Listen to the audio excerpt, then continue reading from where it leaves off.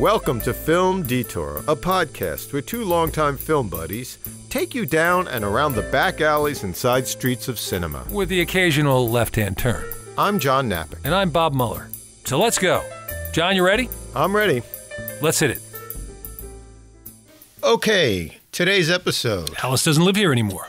Directed by Martin Scorsese, 1974. One of his early films, just after Mean Streets. Right, which is really interesting to me because this is very much a woman's story. And, you know, we're so used to the whole Scorsese thing of, you know, the Italian guys, Lower East Side. And, you know, there's a tremendous amount of violence that you see. And you see something so different in this, which is really a testament to Scorsese as a director. One thing I read was Ellen Burstyn. She had this script she wanted to do, and she was looking for a director. And she asked Francis Ford Coppola for suggestions. Okay. He suggested Martin Scorsese. So Ellen Burstyn had a screening of Mean Streets, and she liked the grittiness of it. And that's why she chose. Well, it definitely has a grittiness to it. Yeah. There's definitely that feeling of menace at certain times that he's very good at, Scorsese is very good at. Actually, it's the same cinematographer as Mean Streets. Kent L. Wakeford, he also did Black Belt Jones.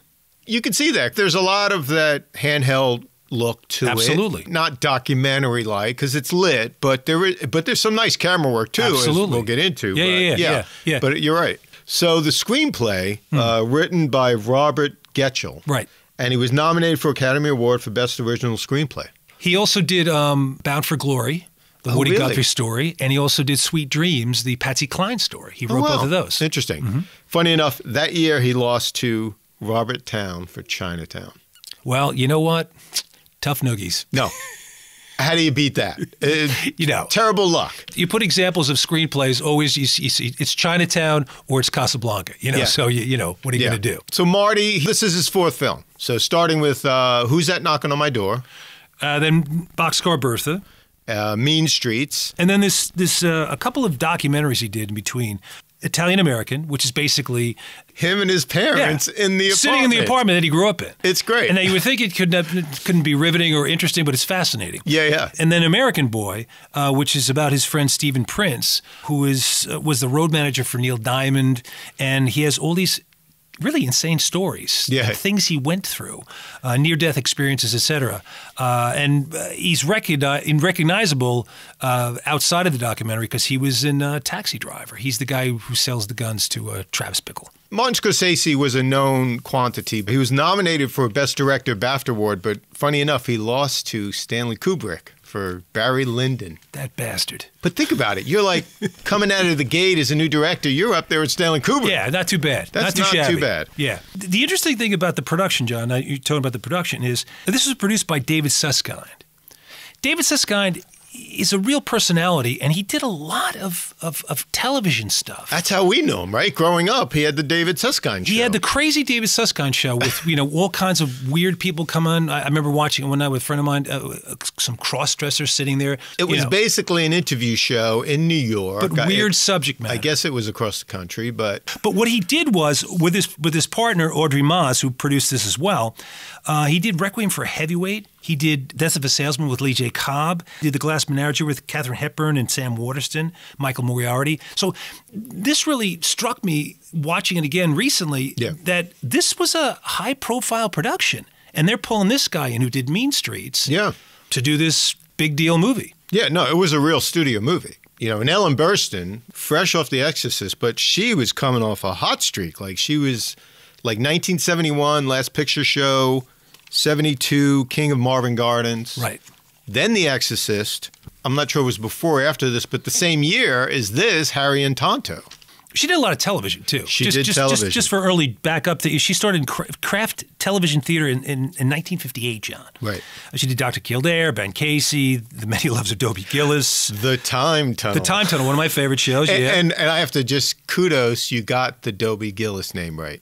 The Many Loves. The Many Loves of Dobie Gillis. Not just Dobie Gillis. Not just Dobie Gillis. Yeah. And The People versus Gene Harris was a TV movie. It was a reenactment, a trial reenactment of Gene Harris, the mistress of the Scarsdale diet doctor, and she's the one who killed him. Accused of murdering him. And I got to tell you, if it was Ellen Burstyn doing that up there, she would have gotten off. I'm telling you right now. She was fantastic. Yeah. And then there's a whole bunch of people in this. The male star, Kris Kristofferson. He's such a natural actor, John. Yeah. I mean, I really am so impressed with him as an actor because he just doesn't feel like he's acting at all. He feels like he's the guy. Obviously, he was a country western writer and musician. Yeah, he wrote For the Good Times, Sunday Morning Coming Down, and Me and Bobby McGee. Also, Help Me Make It Through the Night. But his first role, I believe, was in Sam Peckinpah as Pat Garrett and Billy the Kid. Well, how would you pick this guy? You know, you're talking about a major movie that's coming out with James Colburn, and it's a Peckinpah film. Why would you pick this guy to act? It's amazing. He was also in a really neat movie, The Sailor Who Fell from Grace with the Sea. Yeah. And he's in it with Sarah Miles. Sarah Miles. It was 1976. Who was always a little racy, Yes. this English actress, Yes. always in kind of racy films. And then also he's in a pretty good movie about the NFL, Semi-Tough, with Burt Reynolds. A Star is Born. With Streisand, yeah. One of the big ones. Heaven's Gate. Heaven's Gate. You can't forget Convoy, though, John. No, Convoy. He played Rubber Duck. Rubber Duck. And then we got Diane Ladd. She plays Flo. Flo. You know, from the diner. She's the waitress, and she's fantastic. She was actually up for a Best Supporting Actress award. Yeah, she's got an interesting career. Like, she's in a lot of things, but she never really kind of crossed over into big time, but she's a great actress. She was in Chinatown. She's in Chinatown. She's in Something Wicked This Way Comes. She was in Black Widow also. And in Rambling Rose with Robert Duvall. And her daughter. And she's in a TV show with her daughter, too, Laura Dern, called Enlightenment, which is a terrific show. And then, of course, Harvey Keitel. As Ben. Okay, we can spend a half an hour here going through the great movies of Harvey Keitel.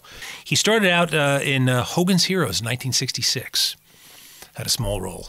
I almost spit out my water there. What? I would like to have seen that spit take.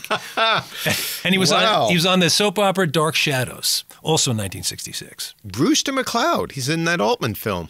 Taxi Driver. He plays Sport. Great role. Mother, Jugs, and Speed. Of course. Directed by Peter Yates. Yeah, that's pretty strange. Go figure. I got to see that movie again. Blue Collar, the Paul Schrader film, which I think is really good. With Richard Pryor and Yaphet Kotto. Yeah, and of course, John, Fingers.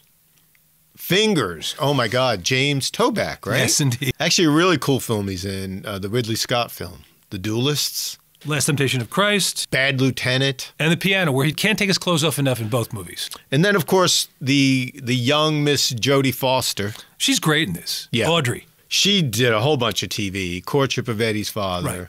Mayberry RFD. Right. What does the RFD stand for? I never knew. I was going to look that up. I didn't. Nanny and the Professor. She's in a bunch of TV, and then she started Disney doing stuff. movies. And Disney some Disney, stuff. yeah. She did Freaky Friday. She was in Bugsy Malone. Bugsy Malone, yeah. The musical. Alan Parker, right? The little girl who lives down the lane. Very soon after this, I think it was almost the same year they started production, Scorsese just brought her into Taxi Driver. God, she plays 12 in that movie. She's dynamic. She's so as soon as she says she opens her mouth, she just, boom, she just hits you in the face. Vic Tayback as Mel. Vic Tayback has a long, long career. He goes back to Alfred Hitchcock Presents. He was in a very fun Star Trek. He plays a gangster called Krakow when he's very fun. He was on F Troop, The Man from U.N.C.L.E., I Dream of Jeannie.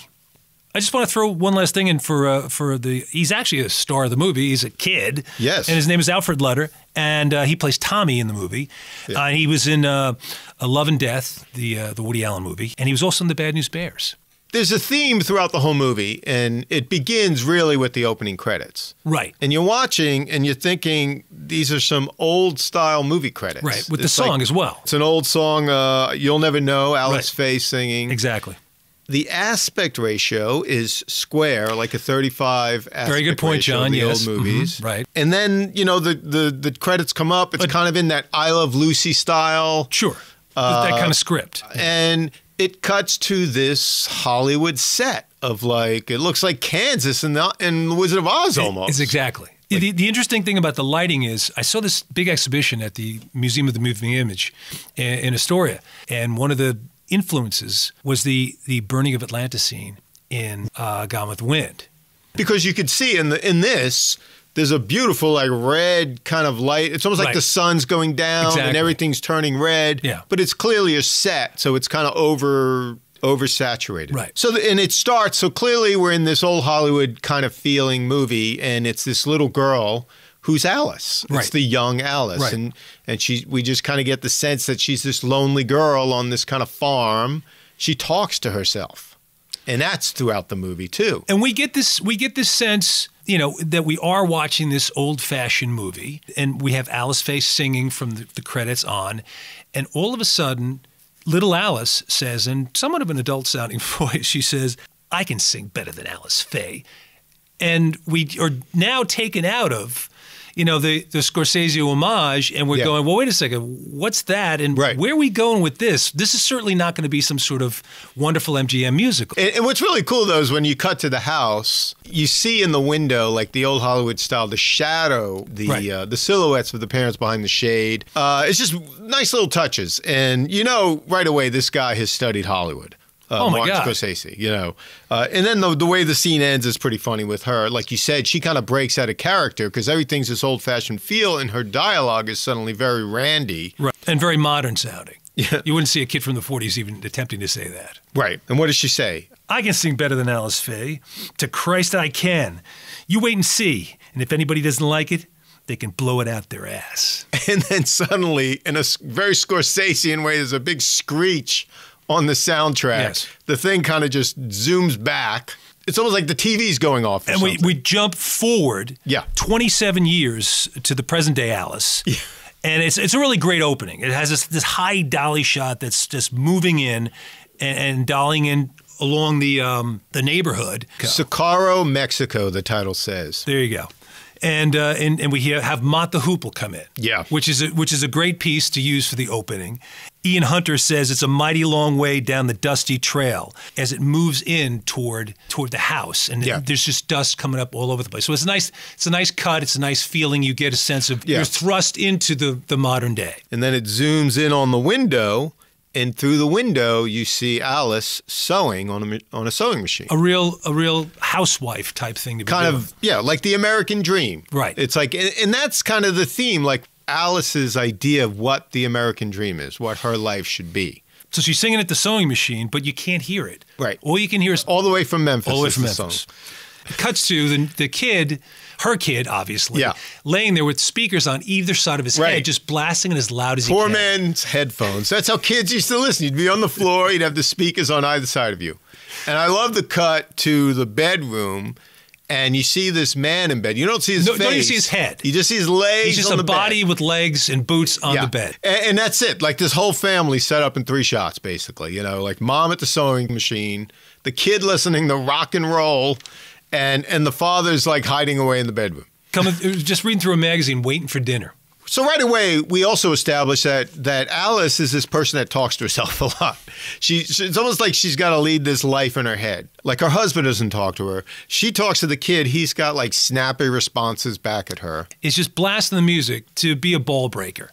And his mother finally comes in because the father screams and says, "Alice, shut that crap off." Right. And the mother comes in and says, "Look, why do you have to do this? You know, I'm going to start a fight with him. Why do you want to do this to me?"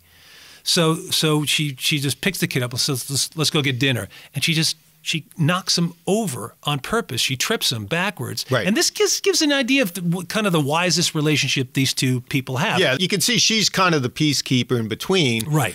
It's almost like she handles both these men. Like this kid is a bit rambunctious, so she's like, am I lucky? How did I get such a smart-ass kid? And the kid's retort is, you got pregnant. There you go. So they sit down at dinner. And it really sets up the whole family dynamic. The father's pissed off. The mother's trying to please, and the kid's just sitting there, you know, being a pain in the ass. And you know, I can identify with this kind of family dynamic because my father wasn't exactly a charmer either, and we would get into stuff all the time, and I would do these kind of things to him sometimes. Yeah. And in this scene, they're having dinner, and the father's starting to drink his coffee, and he goes, "Alice, what the hell did you do to this coffee?" And she tastes her coffee. She says, "There's nothing wrong with it." So he looks over and he licks his finger and he dips it in the sugar bowl and tastes it. "This is salt. What the hell?" And he looks at the kid and says, "What did you do?" And he said, "What are you talking about?" you did something to this. No, I didn't. He said, "This sugar. This isn't sugar." He goes, "No, it's salt." And he just takes off. Now, I did that to my father once in a similar way. I poured a whole glass of real lemon. You know, the stuff, the reconstituted stuff, the green stuff that's horrible tasting? Yeah. I poured a whole glass of it into a big drinking glass. And I said, "Hey, Dad, have a little something." And my father was less than pleased with me. And then, of course, Alice gets caught in the middle because the father just wants to whack the kid. Yeah, he says, you think it's funny. I'm going to wait till you get back, and when you get back, I'm going to make you drink it and see how funny you think it is. And then you see how frustrated she is because you hear the screaming, and she like bangs on the door. Like she's alone. She just bangs on the door, and it's like she yells out, "Socorro sucks!" And it's like you could just right away. It's like something's off with her. Like, I feel so bad for her in this movie. You know, I feel, especially in the beginning scene, the husband's really an SOB. And until you get to a certain point where they're sitting in bed together, she turns over and she curls up and she just starts crying. Yeah. And for the first time, you see the husband's face change and it softens. Right. And he goes in to comfort her, and they just kind of sidle up together, you know, spooning, and she puts her arms around him from behind. And that's a tender moment for these two. And what I get out of this is, you know, this guy's a real prick, but I get the feeling that he blames her for getting pregnant in the first place. He feels trapped. He's driving for Coca-Cola.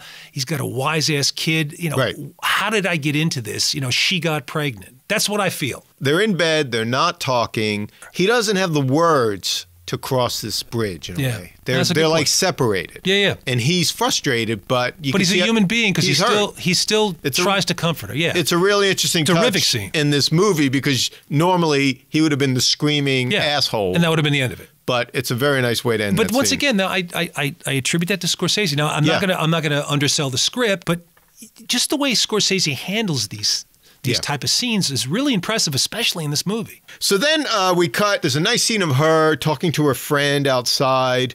And you get this really cool sense of these two women in the neighborhood. They have kids the same age, but it's like real talk. And again, this is another theme in this movie. You know, it's the women's move, beginning of the women's movement, early 70s. They're not really a part of it, though, John. No, but they're very independent women, in a way, and it's almost like this is how real women behaved, and you get a sense of that from this conversation. And it's just this very funny talk about men. That's the funny thing. They're talking about all these different things, you know, about her husband and he's mean and whatnot, and then they get into this thing where she says, I can do without a man. And she said, unless, of course, it was, someone like Robert Redford. That might be a different story.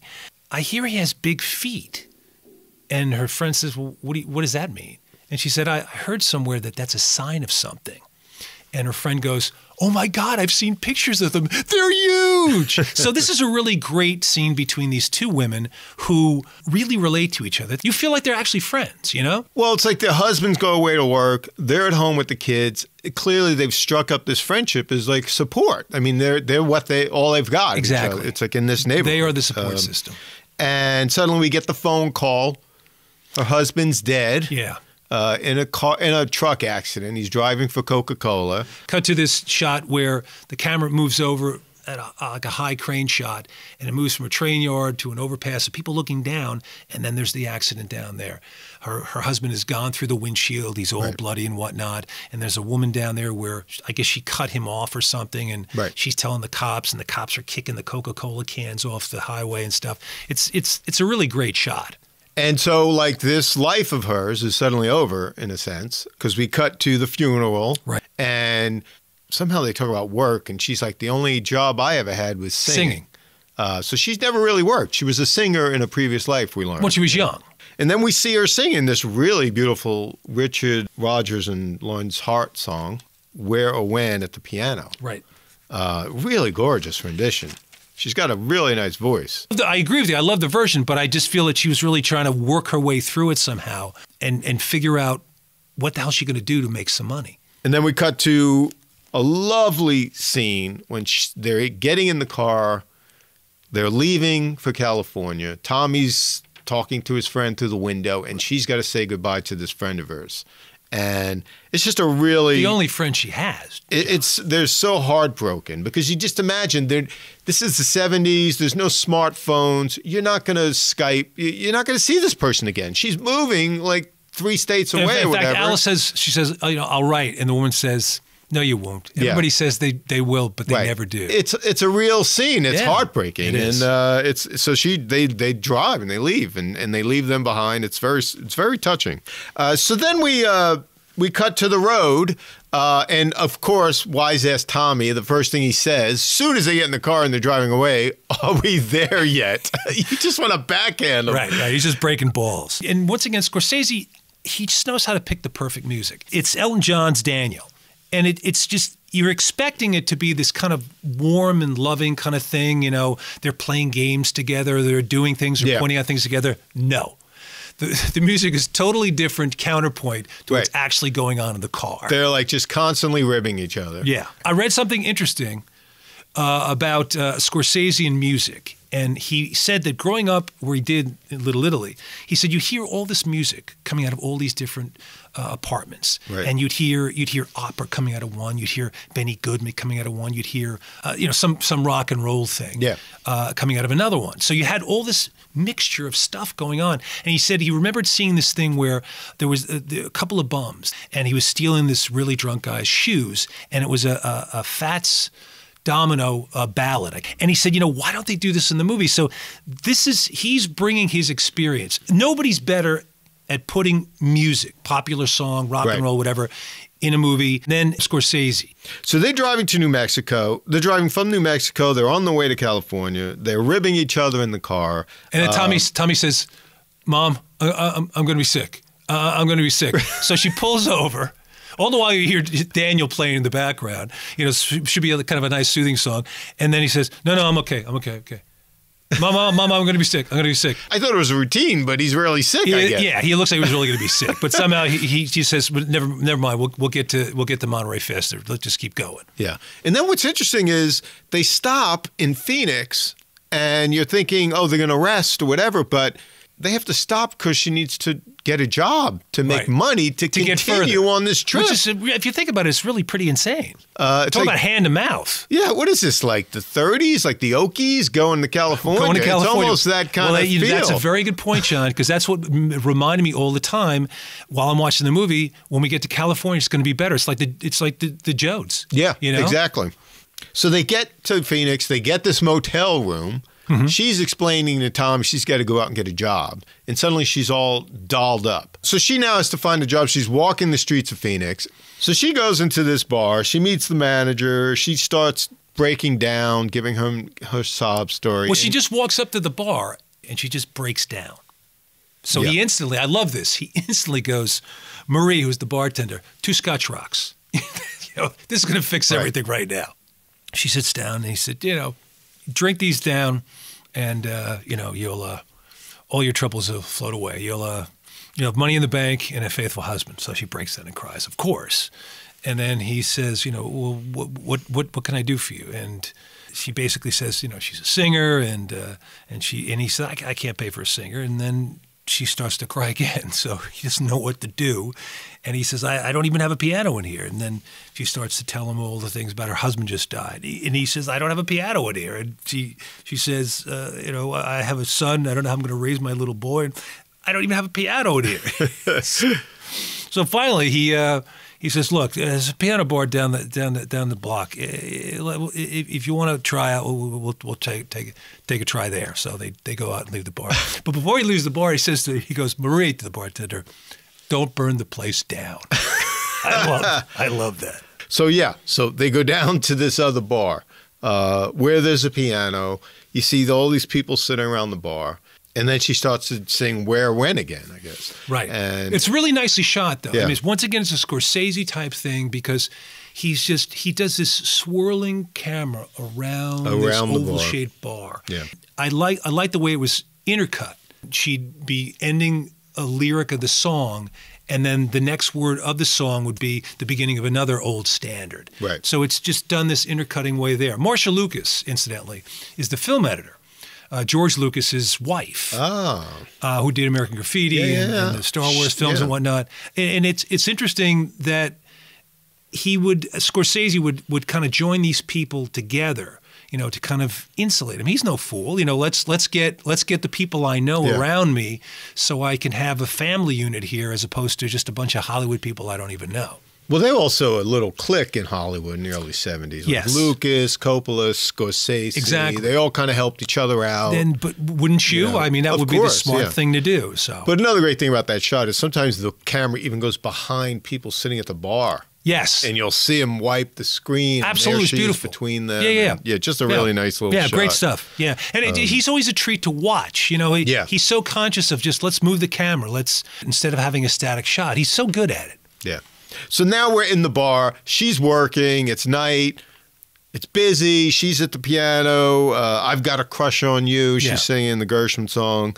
And then in comes Harvey Keitel as Ben. Harvey Keitel. Not from Brooklyn, from Phoenix. And he definitely does not do his New Yorker thing. It's much different. He plays the character. He's got a little southern accent. He's very convincing. He's a real goofy little boy, he seems, at this point in time. He does, but there's just something creepy about Harvey Keitel. Yes. Is it just because it's Harvey Keitel, or is it just something creepy about the character? It's the character, certainly. And Ben Eberhardt, and he's got his little bolo tie, southern accent. Right. Smarmy. Yeah, and just the way he talks, she goes to sit down on a break, and he just comes right over. Sidles right up to her. He's like really trying to pick her up, basically. Right. And is there an age difference? He looks younger, right? He is. I think she's in her late 30s. He supposedly is 27. Right. And she says, I don't date teenagers. Yeah. He's a goofy little boy. He keeps pressing, though. And he's got these one-liners, and you can see she's like not really into it, but then she lets him sit down. Right. She's not a pushover or anything. No. But she's trying to be kind, trying to have manners. She's not trying to be rude to him. And I just always wonder what the attraction is, because I feel he's just so creepy. And he wins her over. He does. Or he's trying to. I like the scene where he somehow is able to get her outside the bar. Yeah. And they're sitting in a bowling alley, John. Bowling alley, and she's having coffee and he's having a beer, and he's still trying to hit on her. Come on, go out with me, go out with me. Yeah. It struck me funny that he would just go to a bowling alley to try and make advances on. And then you cut back, he's followed her back to the motel room. She's kind of pushing him off goodnight, and he does a very creepy thing. He like points his finger Alice. at her. It's almost like a Taxi Driver thing, right? It very much is. Like really weird. In fact, it's very much what Travis Bickle does in Taxi Driver. Yeah.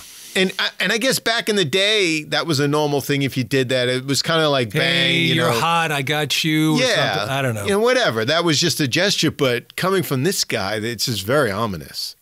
He does break her down finally, and we cut to a scene where they're in bed.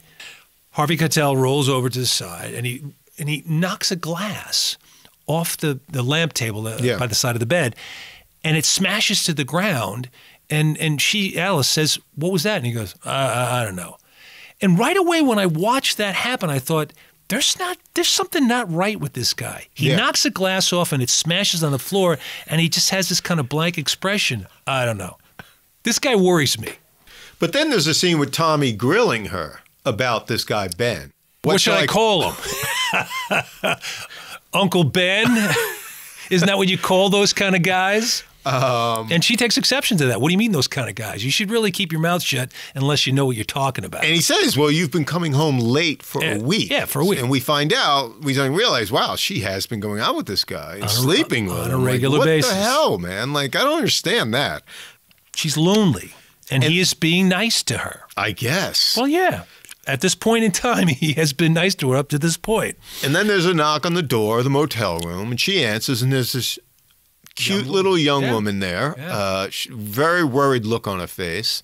I'm Rita Eberhardt. Well, I love the shot, John, because the way it's framed, she opens the door and there's these curtains hanging on either side of the window. And as she opens the door, Alice is on the left-hand side, and she's right in the center of the glass between the two curtains. In the window. And when she says, "I'm Rita Eberhardt," Scorsese pulls the camera around. Instead of cutting to a close-up like a shock on her face, Right. it's really a beautiful shot. Yeah, It's yeah. so simple. He just brings the camera around enough to show Alice's expression. Terrific shot. And you can see it's like, oops, like right away she knows the reality situation. is right in her face. Yeah. Yeah, like so she has her come in. Yeah, she brings her right into the room. It's not like she closes the door or wants to hide. She brings her right in, like they're going to share a moment. She's like, I'm sorry, like I had no idea. Yeah. And poor Reed is like, Ben's been missing from work ever I have a since he sick started seeing baby, you. has tubes in the ear, and it's draining all this. And you go, oh my God, this guy's horrible. He's awful, but she must feel terrible for doing this, and not that she knew. And all of a sudden, there's a knock on the door. Oh my God. Guess who? Yeah. Yeah, the Grim Reaper comes. Ben shows up screaming Like a for maniac. Rita. Rita, you in there? You And bitch. He breaks down the door. He punches through the glass, and you see his hand bleeding. Yeah. He's just so he can't control himself. He's Absolutely like- not. He throws it down on the floor. What are you doing here? What are you doing? It's almost like his mind can't wrap itself around the truth. Yeah. He can't see these two worlds coming together. Right. I had this thing going, you messed it up by coming here. Like, what? He grabs her by the collar and pulls her out the door and then literally boots her out the door. Yeah. Get out of here. And Alice tries to calm him down. He's like, I'm going to bust your jaw. He's Yeah, like, he's so enraged by the concept of Alice saying, calm down. Yeah. Just go home. right. Don't tell me what to do. Like, yeah. I'll bust your jaw. Exactly right. And the hand he's going to bust her jaw with is bleeding from the glass. A terrifying scene. And then his crazy effing reasoning, he shows her the scorpion on the bolo tie. You see this? You don't mess around with it. It's not going to mess around with you. You mess around with it, it'll kill you. Like, what? So, but what I Definitely this found is before the Me Too movement. What I found really fascinating about this scene is then he just changes his whole way of being. Right. He says, so I'll pick you up at Jacob's at 1:30. Like everything's just going to go okay. Everything's fine now. I got really mad, but, you just don't mess with the scorpion and everything's fine. But the way he says it, it's like a psychopath talking to you. He is a psychopath. And she's like, yeah. Oh, yeah, I'll be there. Sure. No He problem. doesn't even realize she's so nervous. You can tell she's lying, but he's so out there, he can't even notice And that. he says, okay, I'll see you. And here's another great shot. Okay, I'll see you later. And he walks toward the door. It's a really neat shot because in the reflection of the vanity, you see the terrified Alice still standing there up against the wall. And Harvey Keitel, as Ben, walks out. But just before he walks out, he combs his hair. And I thought, this guy, perfect. You got to look good, Perfect. Cut to, she's just like pushing Tommy, get your stuff. They're trying to close the suit. They're getting the hell out of there. She runs him over with the suitcase. He bangs into her. He hurts his shin and everything else. They want to get out of there. There's glass broken all over the place. I mean, you really feel It looks like a panicked. bomb. Looks like a bomb blew up. Well, I'm panicked because I'm waiting for this crazy guy to Just come get back. out of there. You Yeah. can feel her fear. It's like, get on the road, get as far away as fast as possible. It's cut, and the car's just going across the horizon, and then comes T-Rex, Jeepster. Bum, bum, bum, bum, bum, bum, bum. Perfect song. Great stuff. So we're in Tucson Yeah. now, in another motel. There's a fold-out bed. It's almost like they've taken a step down in the motel world. Fold-out How bed. far can you go? She comes back from looking for a job. She's got a bag of groceries. Yeah. You can see she's a little down, though. She said, don't worry, kid. It's okay. I got a job. At Mel and Ruby's Cafe. And he's like, what? And it's like, I'm a waitress, basically. And She can't believe it. It's a letdown. It's devastating to her. Yeah, yeah. You can hear it in her voice. It's like a step down in her mind. In her mind, She I has just think aspirations. it's aspirations. And it's Yeah. a step down from this dream of being a singer. It's certainly a step down in life, too. They're sleeping on a fold-out couch. Ever seen a fold-out couch with the bar that sticks you in the back and it's all saggy like a I hammock? think at one of your old apartments. Absolutely. I used to sleep on one, I know. Cut to. Where we're introduced to Mel, Flo, and Vera. Flo is the brassy, teased-up hair Southern... Southern waitress. she's got a mouth like a sailor. So it's Alice's first day at the diner, and it's busy, it's moving, it's kinetic, and Flo, the southern broad with the foul mouth, says, "Okay, everybody, it's Alice's first day," which is exactly what you want on your first day, to have it announced it's your first day, especially as a waitress. And she says, "As you can see, she's got big tits. Now, hands off.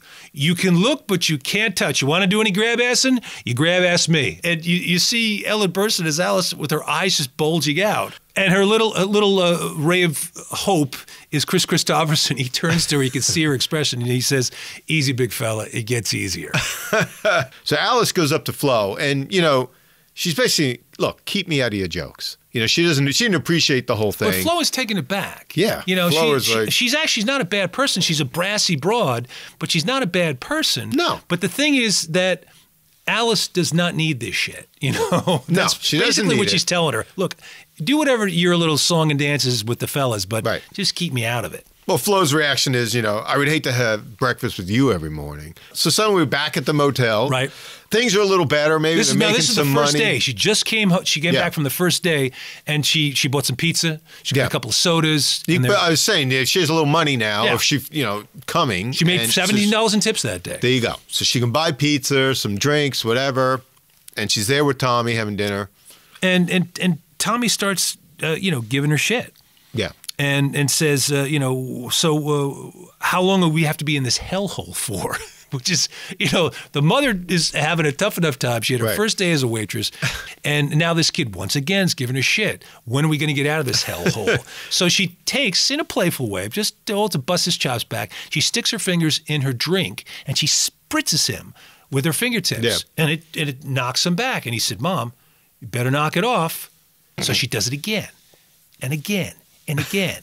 And again, "Knock it off, Mom." And again, finally, he takes his whole drink and throws it, boom, point blank, right down her chest. What's great for me is they have a really great relationship. Even though the kid's a pain in the ass, they can kid around together like buddies. And it's really, really fun and refreshing to see because you don't really see that a lot. It's also like an indication of her, indefatigable spirit.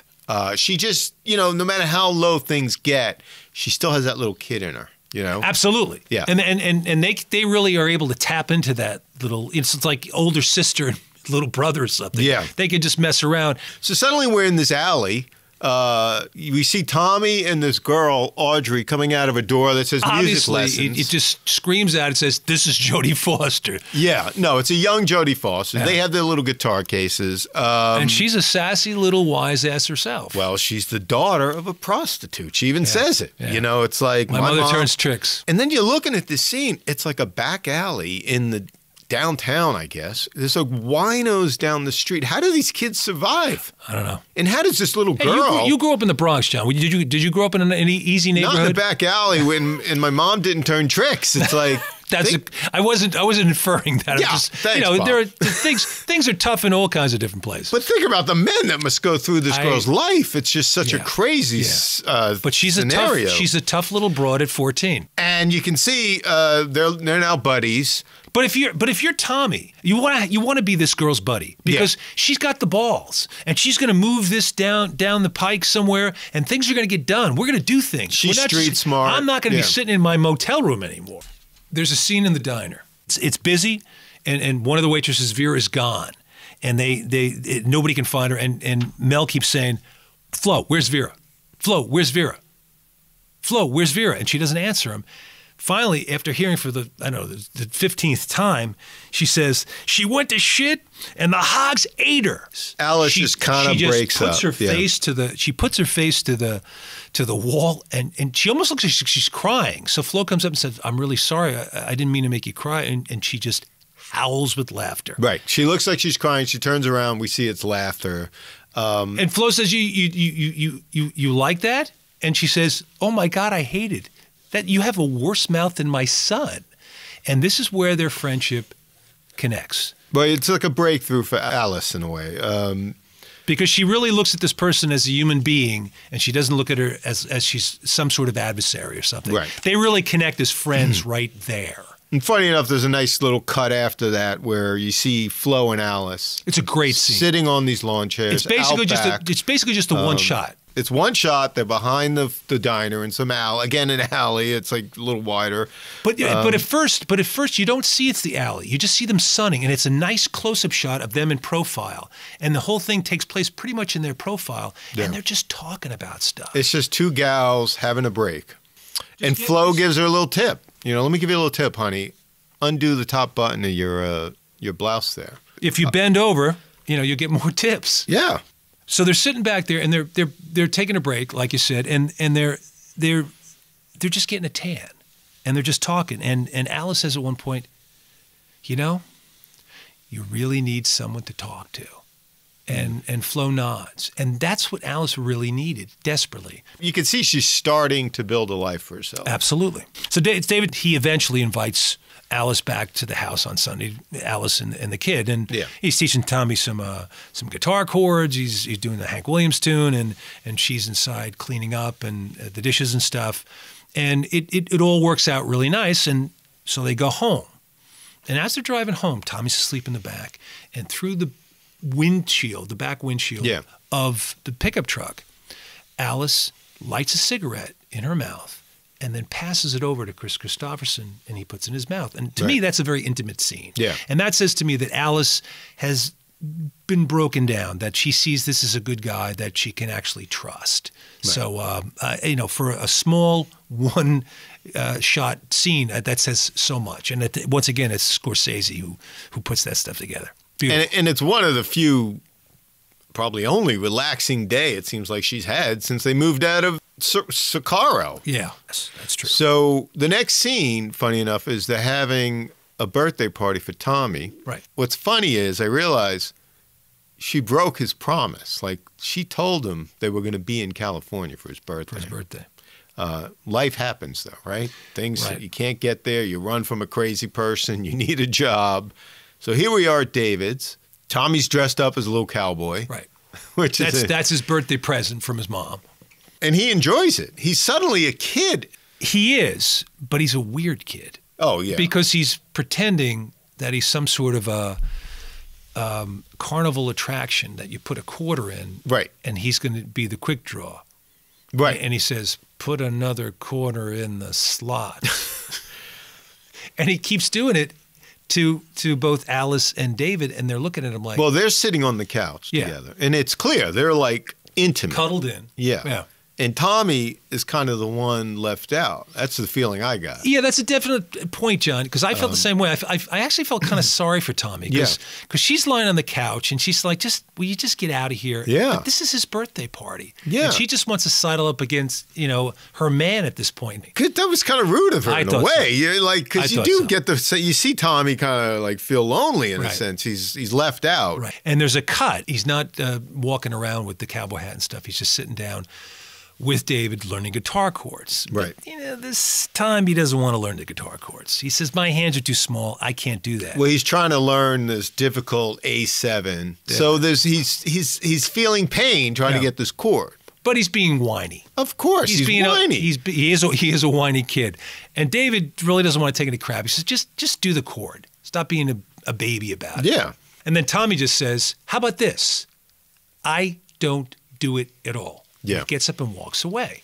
Right. And then goes put on the stereo, blast it loud, like in the early scene with his father. Yeah. Just trying to piss him off.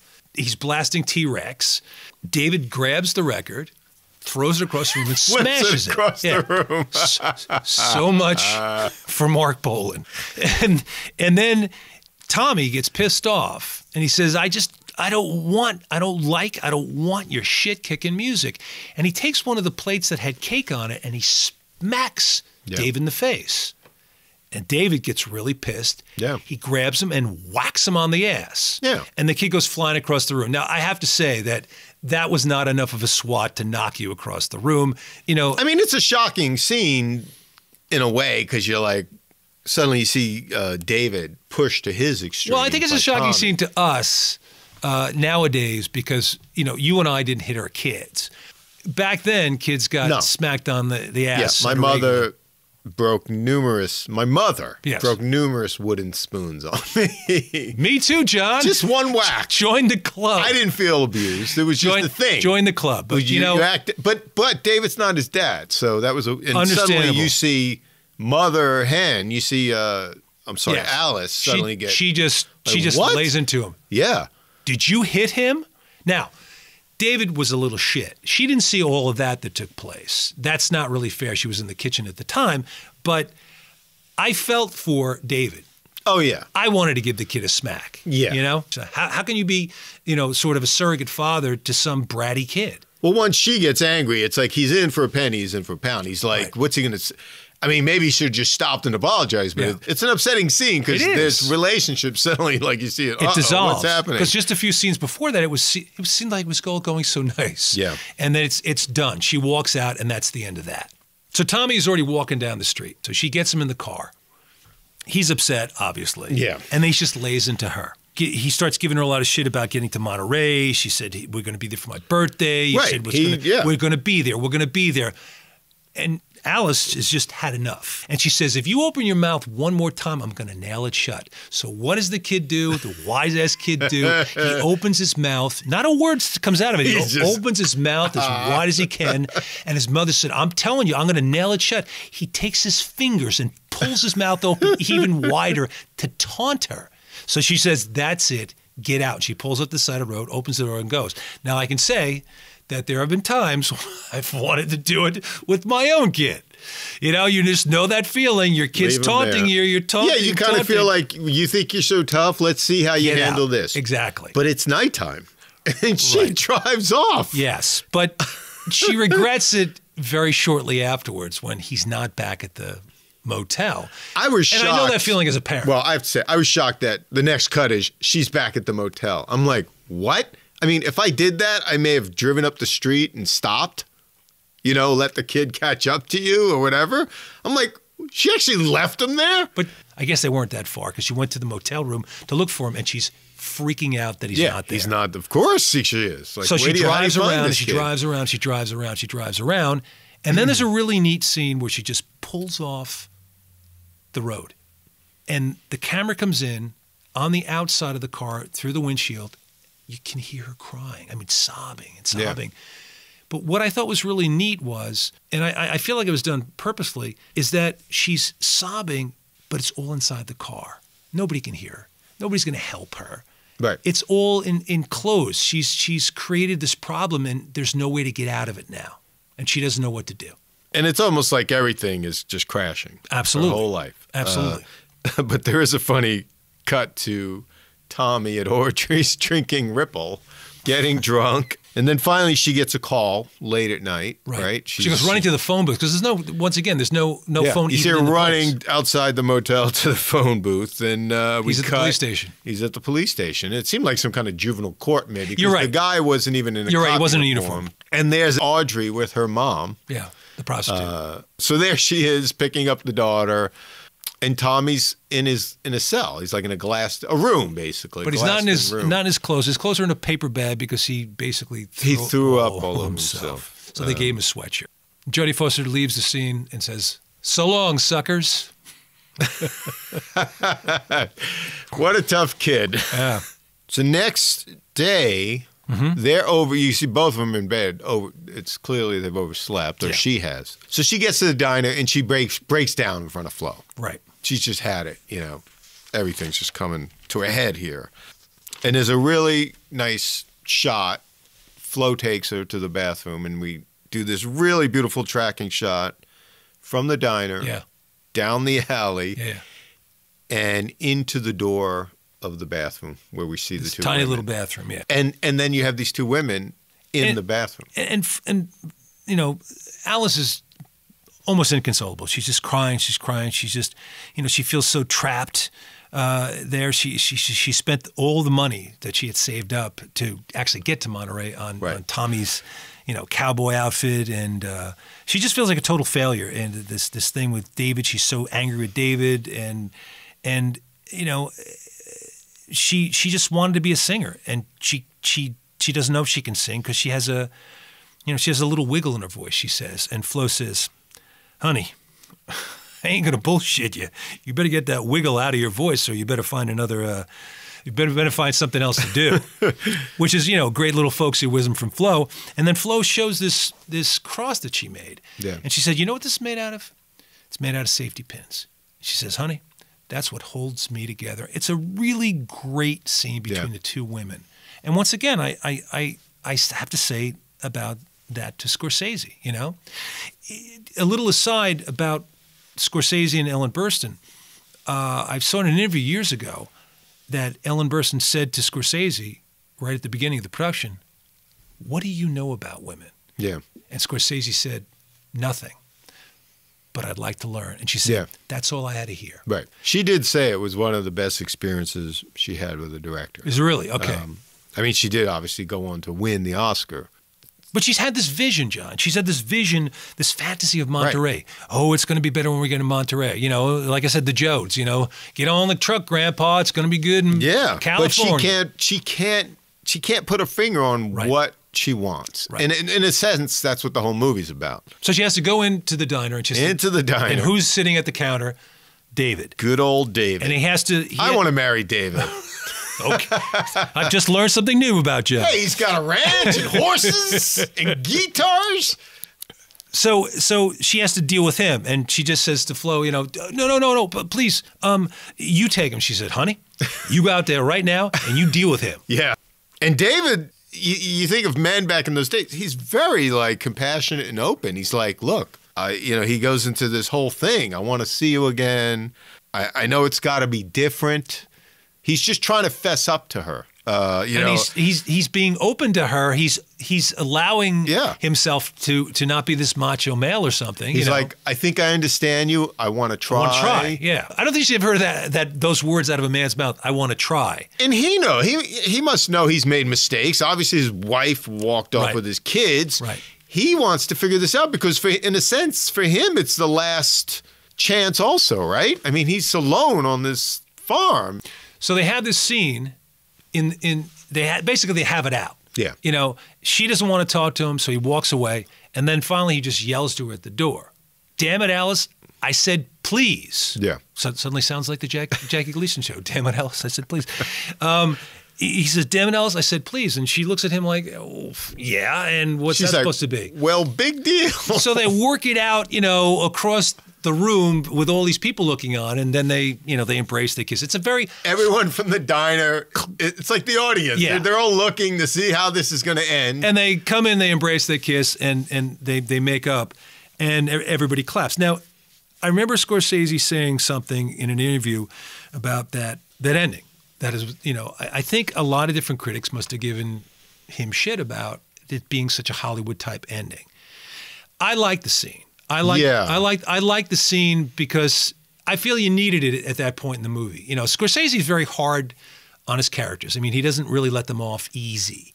But Scorsese, in an interview, said that may be the case, but that's not the end of the movie. Because the end of the movie is a shot with mom and son walking down the street. Right. But before you go on to that, the last one, she does in this conversation with David, she finally, after they're having it out, she tells him she wants to be a singer. Like, this is part of the deal. You know what I mean? And he's like, anything you want. I'll even move to Monterey with you, whatever it is. Right. But she's finally putting her foot down, saying to the world, in a sense, you got this audience with the diner, this is what I want to do. She can finally say it. And so it's not really, it is kind of a Hollywood ending, but with a little bit of a twist. It's like a different kind of Hollywood now. This is how a woman's movie ends, in a sense. So it's suddenly cut to Alice and Tommy walking down the street. Right. They're kind of going towards the motel. Right. It's on this busy thoroughfare. You see all these great motel signs and different signs. And this big sign that they're walking toward, it's a big sign at a banquet hall. Right. That says Monterey. Oh, that's funny. So they're literally walking toward Monterey. That's good. And then the last thing is this, again, very Scorsese. It's almost like the end of the shot. Right. He must have yelled cut, and the cameraman must have just widened out the zoom. But he left it in. I like it. He left it. It's a very filmic ending. Yeah, I like that. And the question is, does she finally get her Hollywood ending? In a sense, that's what she's looking for. I don't know if she's going to. You're digging into the denouement now, John. I don't think that she's going to get everything she really wants, but I think she's really tapped into something here that's a lot better than she started out as. Well, and she's more of an independent person. She's her own person now. She had to fight through this whole period of time to get to that point, and I think she's got it.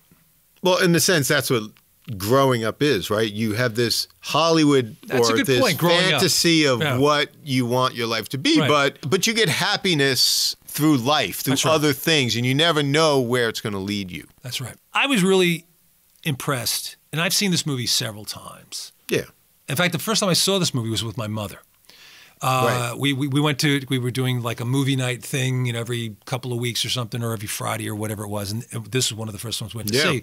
And I remember really liking the movie then. Actually, this woman, Ellen Burstyn, reminds me of my mother. You've seen my mother. Yeah. She I kind can of see reminds the me of my mother resemblance. as well.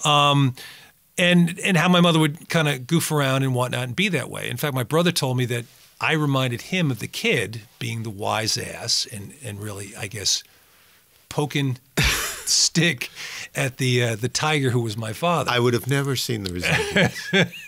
Ironically. This is a really good example of a Scorsese film, and I think more people should take note and check it out because it's an unsung hero, a really great piece of work of his. Well, that's why we're doing it, right? Yeah. I mean, look, one of the points of the podcast is unknown classics, and people think of Scorsese, and as you said, they think of gangster Taxi Driver, Goodfellas, action, violence, and whatnot. Which very is unusual there, Scorsese film, but a great one. It's beautiful. Great movie. Well, that's all the time we have this week. We'd like to thank our friend Glenn Arnowitz for his music. And of course, our listeners for tuning in. So join us next week for another episode of Film Detour. If you like our show, please recommend us to your friends. Subscribe to us on iTunes, Stitcher, or Google Play, and leave a review. Go to our website at filmdetour.libsyn.com to leave comments or email us with questions. That's filmdetour.libsyn.com. You can also visit us on Facebook, Twitter, and Instagram. And you can also find us on YouTube.